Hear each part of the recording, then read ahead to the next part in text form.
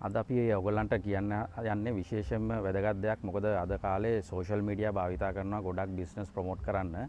ඒ වගේම ඒක ඇත්තටම හොඳ දෙයක්. ඒක අපිටත් ප්‍රයෝජනවත්, ගොඩක් අයට ප්‍රයෝජනවත්. ඒ වගේම දැනගන්න ඕනේ සමහරු ඉන්නවා ඔටෝමොබයිල් ශේෂ්ත්‍රයේ ඉන්නවා ගොඩක් අය වීඩියෝස් දාලා තියෙනවා, ගෙදරට ඇවිල්ලා රිපෙයාර්ස් කරනවා, මේ ගාන්ට කරලා දෙනවා, ඇවිල්ලා ගෙදරට ඇවිල්ලා කරනවා කියලා ගොඩක් වීඩියෝස් තියෙනවා. ඉතින් ඒක සමහරු හොඳට කරනවා ඇති.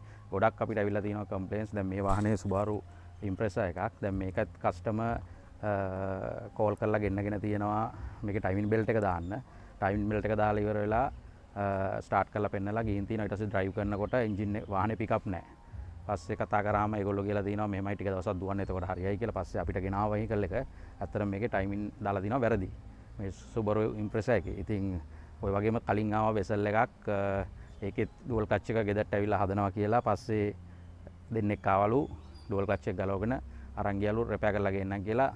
සතියක් බැලුවලු නෑ. ඩුවල් ක්ලච් එක අරන් ගිහිල්ලා එහෙම ආපු කට්ටිය මිසින්. ඉතින් ඒක පොලිසිය ගිහිල්ලා පස්සේ මේවා කරලා පරණ කෑලි වයක් ගෙනත් දීලා පස්සේ ටෝකර් අරන් ඇවිල්ලා අපි හැදුවේ. ඒ හින්දා බොහොම වැදගත් පරිස්සම් වෙන්න ඕනේ. ඔය සෝෂල් මීඩියා එකේ ගොඩක් ඉන්නවා ගෙදරට ඇවිල්ලා කරන්නම් කියලා. මොකද උදාහරණයක් ගත්තොත් අපි කවදාවත් අසනීප වුණාම ડોක්ටර් ගෙදරට ගෙන්නන්නේ නැහැනේ බෙහෙත් කරන්න. ඒ වගේ තමයි මේකත්.